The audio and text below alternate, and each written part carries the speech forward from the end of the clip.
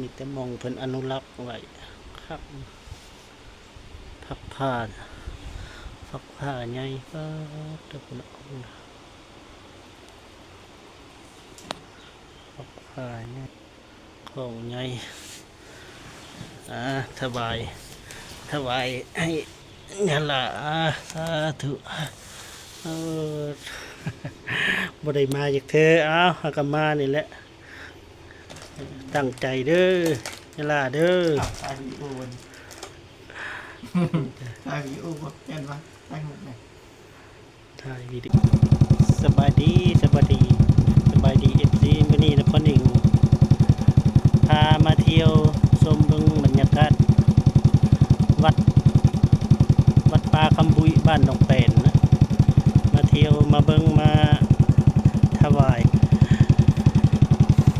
ยชิงของนะให้ครูบาอาจารย์ทรงเข้าพรรษามื้อนี้ก็บ่ได้มีหยังหลายดอกมีน้ำมีปลากระป๋องมีกาแฟมีที่มาถวายเพิ่นพระอาจารย์เพิ่นจะจำพรรษาอยู่นี่ในองค์หนึงได้ยินข่าวเนี่ยว่าเพิ่นจำพรรษาในองค์หนึงต้นไม้ยางใหญ่เดินทางเข้าไปหา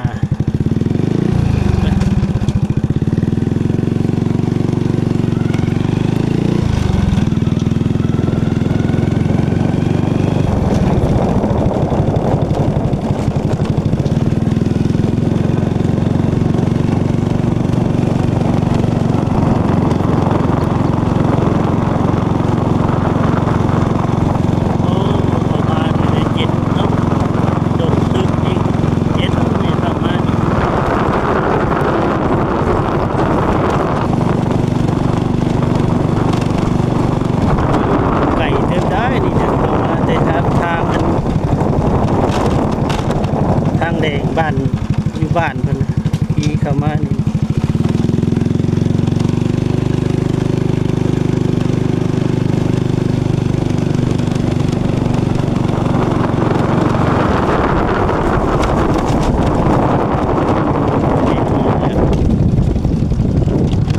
ต้นป่า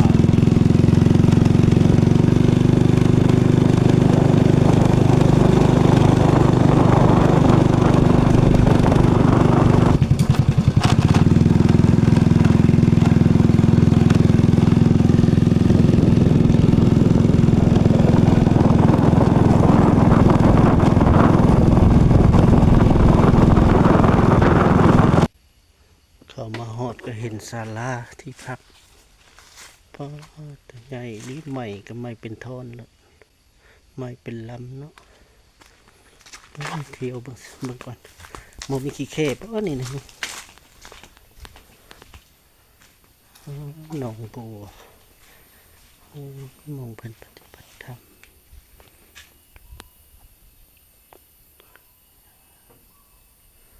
วัดป่าคำบุยบ้านหนองแปน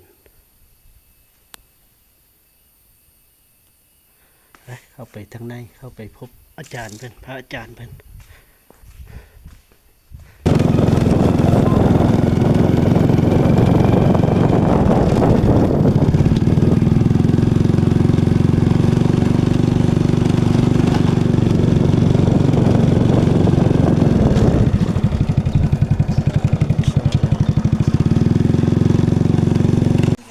อันนี้เลยพระธาตุน้ำพุยลานน้ำอันนี้เนี่ยบ่อันนี้เนี่ยเพิ่นปั้นเพิ่นแกะสลักบ่นี่นะแม่นท่านแกะสลักเอาหมอนเอาที่หนึ่งเนี่ย ฮะเอาที่จะมีจกออกมาแล้วมาแกะสลักมันไผแกะนะพระเจ้าเมืองจัดเตียงมาแกะสลักเป็นเฮ็ดเองหมดเลยนี่นะเพิ่นคือแกะเป็นนี่นะแกะสลักเอาหัวหุบมันนี่คือเฮ็ดเองเลย เนี่ยมันกันเกะหุบละหูสถานที่วัดเพื่อนวัดคำบุยบ่วัดป่าน้ำบุยบ้านหนองแปนเงียบสงบได้ธรรมศาสตร์งามญาล่าเพิ่นมาจำพรรษาแทนพระอาจารย์เพิ่นไปจำอยู่ไทยบ่ พระอาจารย์ยาทานเตียงเนาะยาทานเตียงเพิ่นน่ะไปประจำอยู่ไทยพุ่นมาหันเพิ่นก็มาอีก เพิ่นเก่งเองเพิ่นเก่งเองเลย อันนี้ได้อันนี้นะพี่ช่างนี่เพิ่นแกะช่างนี่ นางกวักเนี่ย นางกวักยาทานเตียงนี่เพิ่นเป็นนั่นนั่นเนาะเสืออันนี้นะหูบหินนี่ได้ก็ได้หั่นเพิ่นเอาหยังแกะนี่นะ อุปกรณ์แบบซิ้วมาเจาะนี่นะมังเลงก็จุดอันนี้แหละมันก็เอาอันนี้ขึ้นมังเลงอันนี้มันก็จุดมันก็คือท่านการคนในคนใหม่คนใหม่อีกคนที่เลี้ยงเกี่ยวฉลาดอีกเป็นพัฒนาเลยเป็นมาเลย อันนี้ได้ เป็นได้หมาก็เป็นปริมากันคือว่าบ่มี สั่นเข้านะสั่นมือละคาบบ่คาบสองคาบนี่เงียบบ่อะเนี่ยอยู่ในนี่นะเงียบสงัดคักเลยเนาะ ทำอันพิเศษทำทีละ อันนี้ก็เพิ่นยกเองบ่เนี่ยรถแมคโครมายกบ่ ลูกศิษย์5ได้มาขึ้น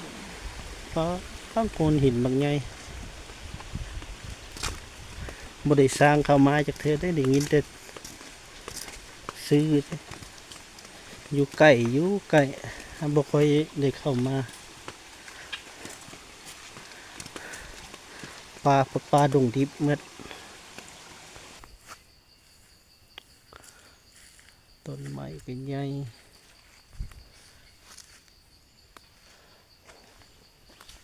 ลอยเข้ามาโอ้ไล่ไปไหนกะสีเดียวโอ้ประมาณ400-500ล้านแล้วสีเดียวเนี่ยวันนี้เนาะมันเว้นของง่ายนี่สลาล่างบางใหญ่นี่ก็ระดับโอ้ก็ดีน้อยแล้วกระปูกระเบื้องคือสลาใช้สลานี่ อ๋อเงียบอะไรเฉพาะเพิ่นอาหาร